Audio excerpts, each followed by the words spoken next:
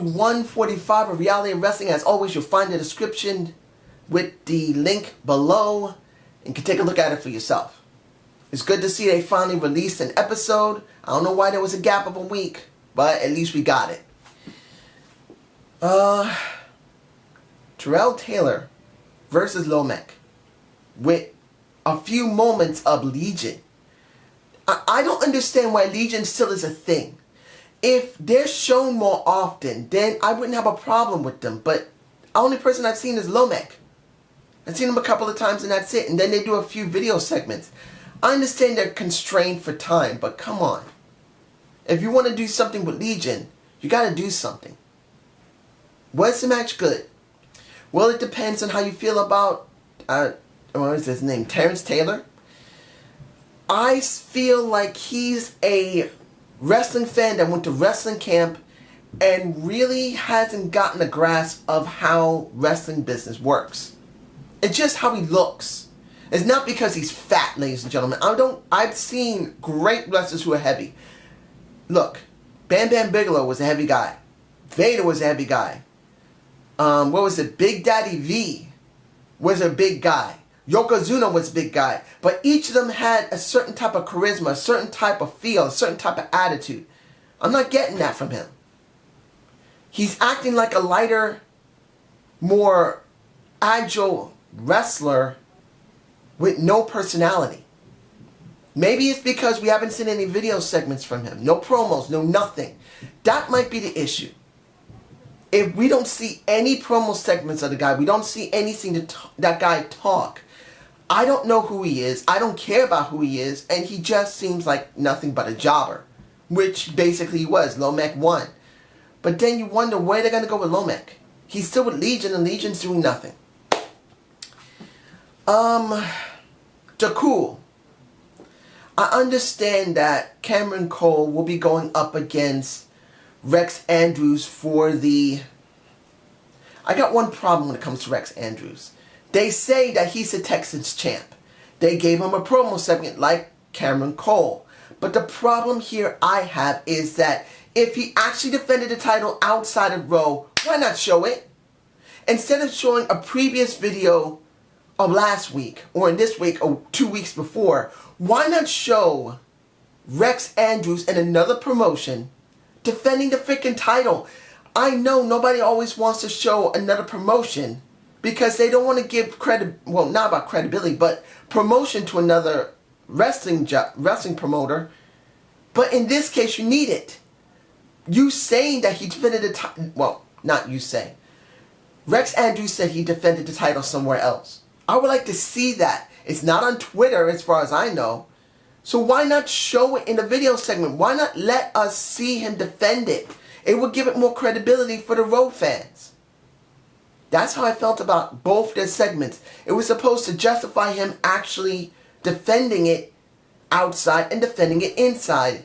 And Cameron Cole is not very interesting. He's very generic. When it comes to the Cool, they're very generic. And I wish they would just break them up and basically do something with them. Maybe have them face each other.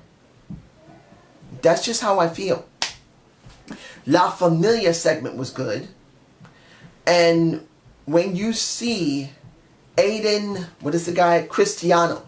Because now I get to see his name. Aiden Cristiano, I feel is a very good talent.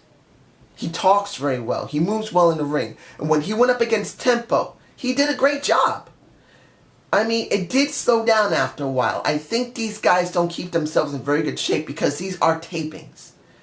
But it wasn't a bad match. The way the wrestling match flowed for the not the US champ, I don't know why I said US. The television championship wasn't too bad. Temple did win, and Temple did have a good, not a great, but good interview before that happened. And I know I'm jumping around instead of talking about it ahead of time. But I felt in this case, it needs to be done like this. Because even though Temple's a good talent, he doesn't talk too bad. I just don't feel anything substantial from it. It still feels a little random. That's why I did it on purpose. Team Death Bear, my boys. I always love their promo segments. They're always fun to watch. saying Alpha Unit doesn't deserve anything. I know we talked about Alpha Unit a little bit with La Familia, with the other two members of it, getting a shot against the Alpha Unit so they can go up against Team Death Bear after that. I thought it was a good thing to see. Team Death Bear saying, I don't care if it's Alpha Unit or La Familia or anybody. We're going to win. We're winning everything. We are the best tag teams in the world. I just love Mon Davison. He's just one of the best talkers in that company. He just is. I don't know what the poncho was for, but I still love him.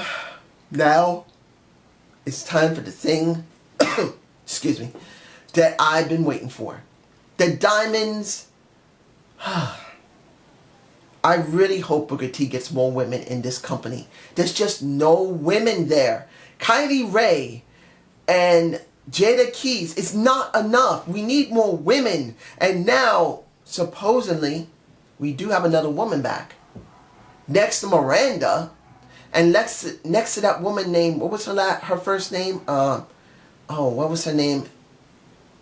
Kenisha Hogan? I can't remember her name. It's been so long since I last saw her. A woman who has Cameron's face and Naomi's body.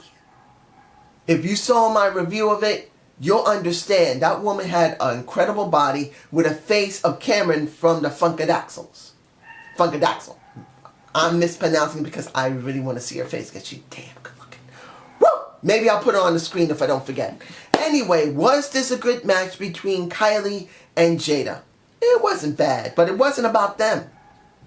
The Black Diamond. Ivory Robins. I don't know if she's a good wrestler. She's a good talker. She's a better talker than Kylie Rae, and I want to say this about Kylie Rae. Her promo segment sucked, but I will give her credit that she remembered the camera is your friend. Look at the camera. Going like this does not mean you're actually relaying your feelings to the people at home. You must look at the camera, make it your friend. So I will say that even though her persona sucks beyond reason and her talking going with that persona sucks on top of it, she at least understands that she must be focused on the camera, let people understand what she wants to say. And I'm glad about that. That is the most important thing that a wrestler, male or female, must understand. And when it came to Ivory, she kicked Kylie's ass. She became Jada's friend. They did a backstage segment. She looked dominant. She actually made Jada look like a sidekick.